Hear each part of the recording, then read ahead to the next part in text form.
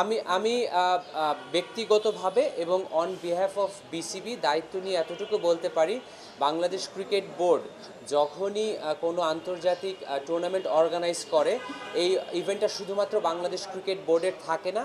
এটা বাংলাদেশ গণপ্রজাতন্ত্রী বাংলাদেশ সরকার রেসপন্সিবিলিটি নেয়, বাংলাদেশের সমস্ত মানুষ রেসপন্সিবিলিটি নেয়। তো আমরা খুব দৃঢ়ভাবে বিশ্বাস করি ওভারঅল গত 2 দিনের যে আমাদের প্রোগ্রাম ছিল, এই প্রোগ্রামের পর কারোরই অ্যাটলিস্ট বাংলাদেশের সার্বিক পরিস্থিতি এবং বাংলাদেশের ক্রিকেট বোর্ড এবং বাংলাদেশ গভর্নমেন্ট এজেন্সির যে নিরাপত্তা ব্যবস্থা রয়েছে, এটা নিয়ে কারোরই কোনো সংশয় থাকা উচিত না, বা আমি মনে করি থাকবে না ইনশাল্লাহ। আমরা নর্মালি এটা খুবই রেগুলার প্র্যাকটিস হিসেবে দেখি। এর আগে অস্ট্রেলিয়া, তারপর ইংল্যান্ড, নিউজিল্যান্ড তাদের প্রতিনিধি দল পাঠায়, এবার সাউথ আফ্রিকা পাঠিয়েছে। খুবই রুটিন একটা রেগুলার একটা প্রোগ্রাম ছিল। যেই 2টা ভেন্যুতে খেলা হবে সেই ভেন্যুটা পরিদর্শন, যেই হোটেলে থাকবে সেই হোটেলের পরিদর্শন, এবং ওভারঅল সিকিউরিটি সিচুয়েশনটা কি আছে, আমরা কিভাবে সিকিউরিটিটা প্রদান করে থাকি, এই ব্যাপারেই তারা একটা ওভারঅল সিচুয়েশন দেখে গিয়েছেন। এবং আমরা নর্মালি আমরা বাংলাদেশ ক্রিকেট বোর্ড বিভিন্ন আন্তর্জাতিক সিরিজে যেই প্রোটোকলটা মেনটেন করে থাকি, সেই প্রোটোকলটাই আমরা তাদের দেখিয়েছি। মূলত যেই জিনিসটা আসলে এবার একটু ডিফারেন্ট হয়েছে, সেটা হচ্ছে যেহেতু আমরা জানি যে কিছুদিন আগে আমাদের দেশে একটা পট পরিবর্তন হয়েছে, এবং সেই পরিবর্তনের কারণে আনফর্চুনেটলি আমরা ওমেন্স ওয়ার্ল্ড কাপটা হোস্ট করতে পারিনি।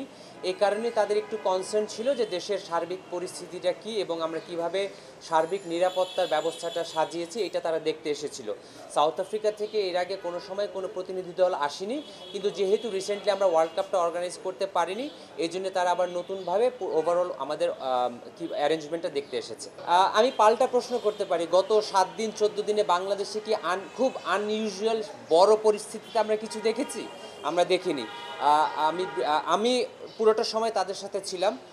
এয়ারপোর্ট থেকে হোটেল, হোটেল থেকে এয়ারপোর্ট, মাঠ থেকে হোটেল, আমি কোথাও কোনো আনইউজুয়াল কিছু দেখিনি। সো আমার মনে হয় না তারা কোনো আনইউজুয়াল কিছু পিক করেছেন, বা আনইউজুয়াল কিছু তো হয়নি, কেন পিক করবেন? আচ্ছা, এটা খুবই গুরুত্বপূর্ণ একটা প্রশ্ন।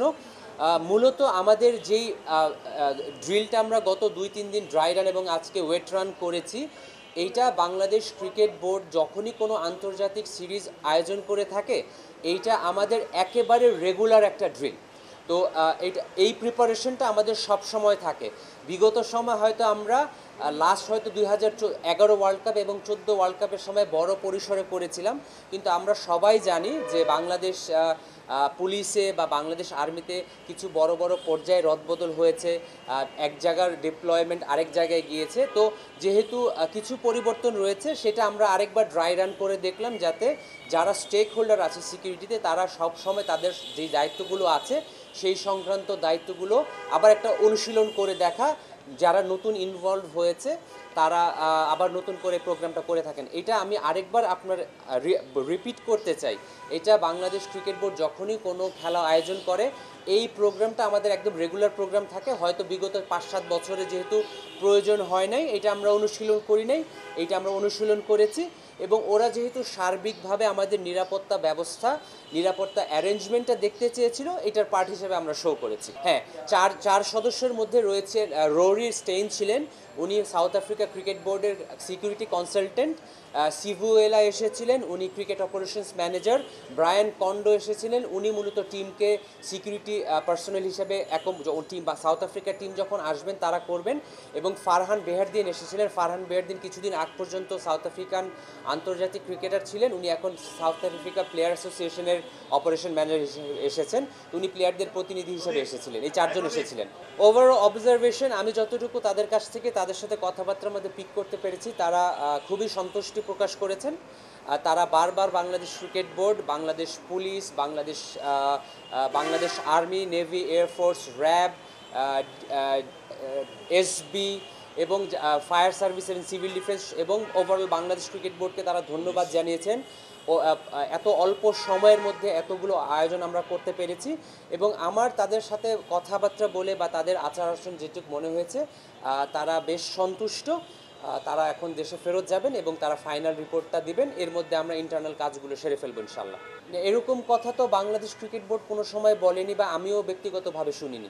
ডেফিনেটলি দুটো টেস্ট আমরা তো নর্মালি দুটো টেস্ট ম্যাচ দুটো ভেন্যুতেই করে থাকি। দেখুন, সাকিব আল হাসানের ব্যাপারে আমার মনে হয় মাননীয় প্রধান উপদেষ্টা, মাননীয় আইন উপদেষ্টা এবং মাননীয় ক্রীড়া উপদেষ্টা খুব স্পষ্টভাবে বলেছেন বাংলাদেশ সরকার থেকে যেই ক্লিয়ার মেসেজটা আছে, যেই মামলাগুলো হয়েছে এই ব্যাপারে কাউকে অন্যায়ভাবে হেনস্থা করা হবে না। এবং আমরা মনে করি সাকিবের ব্যাপারে গণপ্রজাতন্ত্রী বাংলাদেশ এখন যে অন্তর্বর্তীকালীন সরকার রয়েছে তারা তাদের অবস্থান খুব সুস্পষ্টভাবে ব্যক্ত করেছেন। ইনজুরি সমস্যা না থাকলে এবং সিলেকশন জড়িত কোনো ইস্যু যদি না থাকে, এখন পর্যন্ত সাকিব আল হাসানের বাংলাদেশে যে হোম সিরিজ আছে এটা না খেলার কোনো কারণ আমি ব্যক্তিগতভাবে দেখছি না। সিলেকশন কমিটির দায়িত্ব, সামনে সিলেকশন, এই সিরিজের সিলেকশন যখন হবে তখন সিলেক্টররা টিম যখন ঘোষণা করবেন তখন কোন প্লেয়ার থাকবেন বা কোন প্লেয়ার থাকবেন না সেটা সম্পর্কে আমরা জানতে পারবো। এবং অলরেডি আমাদের এখন যে অন্তর্বর্তীকালীন সরকার রয়েছেন, মাননীয় উপদেষ্টাগণরা তাদের মনোভাব এবং সরকারের মনোভাব সুস্পষ্টভাবে প্রকাশ করেছেন। আমি ব্যক্তিগতভাবে কোনো সংশয় দেখছি না। ওকে।